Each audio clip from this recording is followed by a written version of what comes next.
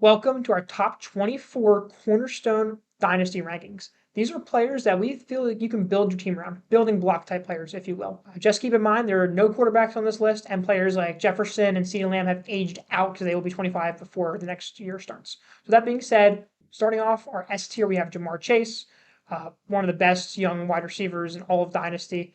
Had one of the best rookie seasons you can remember, tied to Joe Burrow for probably his whole career. Just an absolute stud. Nothing more needs to be said. Yep. Other player in that S tier is Marvin Harrison Jr., the best wide receiver prospect to come out since Jamar Chase. Not much to say about him. He's going to get great draft capital. He's going to be a stud in the NFL. We're really excited for him. Yeah. So that's our whole S tier. So next and then with the A tier, we have Puka Nakua coming off the best rookie wide receiver season of all time. Absolute stud. The only thing we're worried about with Puka Nakua is two things, right? He's tied to Matthew Stafford, who could easily retire in the next 1, 2, 3 years. You never know with him. He's pretty old.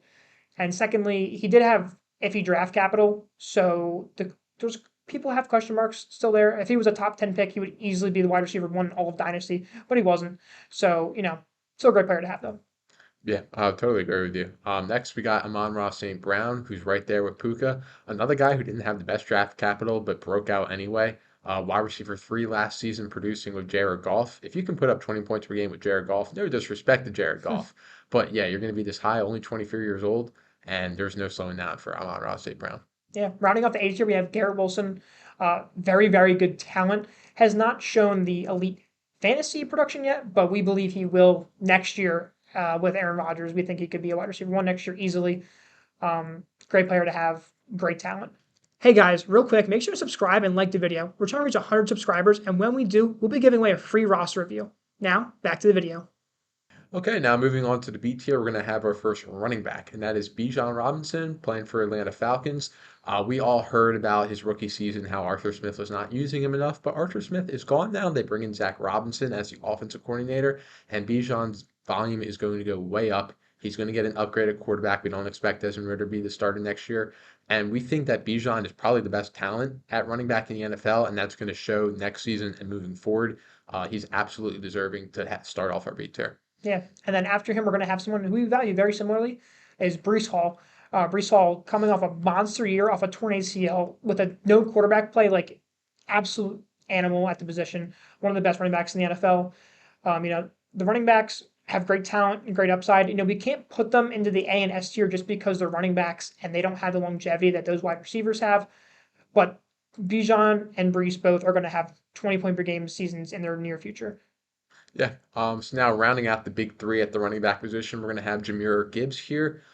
He's a guy who's splitting work with David Montgomery, so that limits his upside as opposed to Bijan and Brees Hall. Mhm. But he still gets a lot of work out of the backfield, catching passes, and he gets a lot of carries too. And he's just a dynamic player. Whenever he gets the ball in his hands, he will be scoring touchdowns. And he's very young. He's going to produce for the next 3 to 4 seasons. He's got that first round draft capital. We really like Jameer Gibbs, and we're going to have him in this B tier. Yeah. So another rookie wide receiver next is Malik Neighbors, someone we're super excited about coming out of LSU.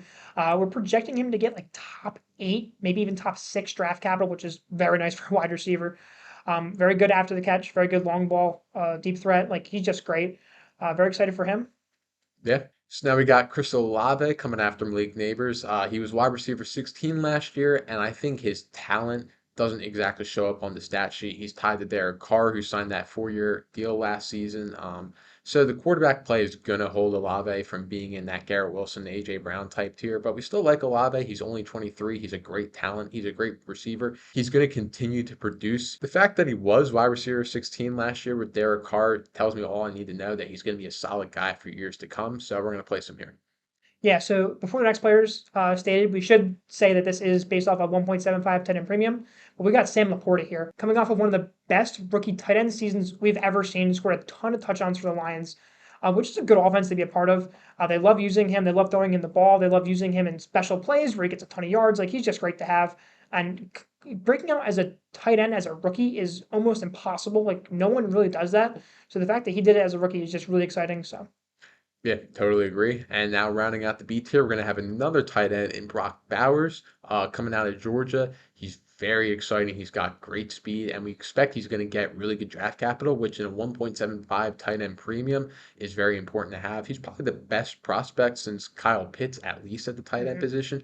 And he's going to be a stud in the NFL. I don't think he's going to have a career like Kyle Pitts has had so far, especially, all the hype has been potentially going to the Chargers. If he gets drafted there, that's a great spot.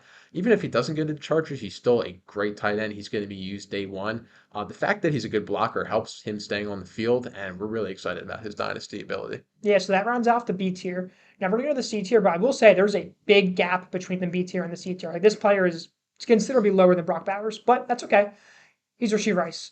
Wide receiver for the Chiefs, rookie last year, put up good numbers, especially towards the end of the season. He really broke out and had a really exciting playoff run and exciting just end of the season. He's going to be tied to Mahomes for the foreseeable future, which is great to see. He's great after the catch, and his route tree could expand next year. He didn't really have any intermediate or long routes, so if he could develop those, he could become a more well-rounded wide receiver, which would increase his ceiling even further to be a possible wide receiver one if he can fill that out. Okay, so next on this list is a guy that might be more talented than Rice, but has a worse situation compared to Rice, but that could be changing this season. That's going to be Drake London. Like I said with Bijan, they brought in Zach Robinson. They've been freed from Arthur Smith. They should be getting another quarterback, and Drake London has the talent, right? He was the first receiver drafted in his draft class before Garrett Wilson, before Chris Olave, before all those guys. So he's definitely got the talent in him. He just needs a quarterback and an offensive coordinator to unlock that talent. And I think you're going to get that this offseason. And Drake London is still extremely young. So we believe in him to turn it around year three and really break out. Yeah, so next part we're going to have is Roma Dunze, another rookie. Very exciting coming out of Washington. Projected to get that top 10 draft capital, hopefully, which is something we love to see. Any wide receiver taken inside the top 10 is a fantastic bet. Great deep threat, great jump ball ability. Could even get taken by the Bears, which would tie him to Caleb Williams. That would be fantastic. Roma Dunze is a player we're really excited about moving forward. Yep. So another guy now in this D tier, we got Trey McBride, tight end for the Arizona Cardinals, and McBride really broke out in the second half of the season and just started putting up monster numbers. He's tied to Kyler Murray for at least the next 3 seasons, especially in a 1.75 tight end premium. This is the type of guy you want to have, a young tight end tied to a good quarterback, and he's just a really good player in his own right. So yeah, we're taking Trey McBride here in the D tier. Yeah, I feel like McBride almost got overshadowed because of Laporta last year. He had a really good season. Definitely. You never heard about McBride. Everyone was Hmm. talking about Laporta, and Yep. McBride arguably had as good as a season Hmm. as Laporta in the second half of the year. Yep. So rounding off our C tier, we have Jordan Addison, another rookie wide receiver. Had a very solid rookie year, scored a lot of touchdowns. When Kirk Cousins went away, he kind of slowed down, but that's to be expected. Kirk Cousins is one of the best quarterbacks to be throwing you the ball in terms of fantasy production. His upside's capped because Jefferson's there, obviously, because TJ Hawkinson is there, but Jordan Addison's a great wide receiver two, wide receiver three, and that's just great to have on your dynasty team. Okay, so now moving on to the D tier, we got Kyron Williams, a running back for the Los Angeles Rams. We talked about him in a previous price check video if you want to check that out. He had fifth round draft capital, really broke out this season, but we're not entirely sold on that being the case moving forward just because he doesn't have great size, not great draft capital. Who knows? Rams might pick up someone in free agency or in the draft that could easily replace Kyron Williams. But for now, we're still going to have him here because he did average 20 points per game. So you can't really take that away from him. We're going to have him here to start off the D tier. Yeah, I mean, you see running backs like him replaced all the time, and it's unfortunate, but you just got to face the truth of it. Like, you got to account that in for his price. Yeah, that's running backs in the NFL these Yep. days. So next we got another running back, Devontae Chain. Had a very efficient year, had like 8.6 yards per carry, which is just obscene. Is in a very exciting offense where they're going to use him. He's never going to be a bell cow because he's simply not big enough. But he's going to be hyper efficient, and that's exciting. He's going to have weeks where he just simply wins you the week by himself. We've seen he's capable of putting up 50 bombs, which not many players are. So someone who's going to be, an exciting player, but no one that's going to be a bell cow for the future. Yeah, I think he's got a cap upside overall in a season, not Mhm. necessarily in a game just because of his size and injury concerns. But yeah, he's still a really exciting player, so we'll Mhm. have him here. Next player, we got Dalton Kincaid from the Buffalo Bills, a tight end. He's tied to Josh Allen, which is always great when you're tied to a Josh Allen type player. And he's a really good player in his own right. And again, 1.75 tight end premium. We like these young tight ends that you want to build your tight end room around. So yeah, we'll take him here, especially limited target competition at the Mhm. moment. Diggs might be out. Gabe Davis is probably out. So yeah, we like Dalton Kincaid a lot. Not that Gabe Davis was taking targets away. Oh no, He definitely not. sucks. He's still shy. So now starting off our F tier, we're gonna have Tank Dell. who almost was too old for this video, which is hilarious. But Tank Dell did have himself a good rookie year regardless. He's tied to CJ Stroud, which is also awesome. CJ Stroud is one of the most exciting players in the league and someone who's going to chuck the ball downfield, which not many quarterbacks do nowadays. The one concern we have with Tank Dell is his size injury concern. He got injured in a way that was, probably related to him being 165 pounds or whatever he is. So we're a little concerned about that going forward, but still a great player to have. Yeah, and he will be 25 in October, so he's definitely on the older side. So just keep that in mind when you're talking about Tank Dell. Next player on this list is Zay Flowers. He's another older rookie, not as old as Tank Dell, but he is a little bit older.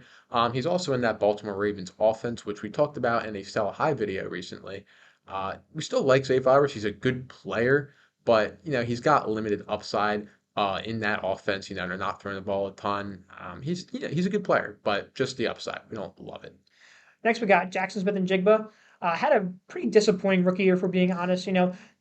The target competition is tough in Seattle, and the targets themselves were not that high quality, with Geno Smith definitely taking a step back last year.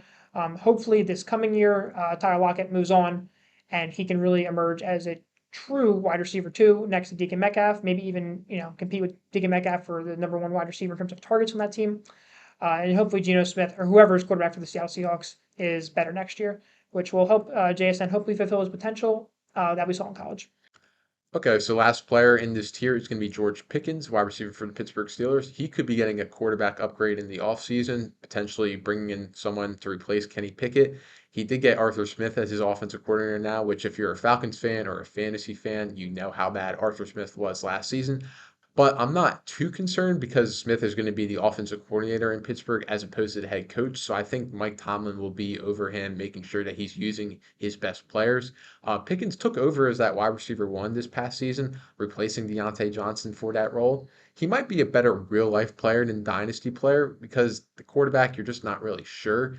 But we still like George Pickens. He's a young guy. He should be able to progress, get more targets, get more stats, that kind of thing. Yeah, we like George Pickens. Yeah, he had a great year. You can't doubt the talent, right?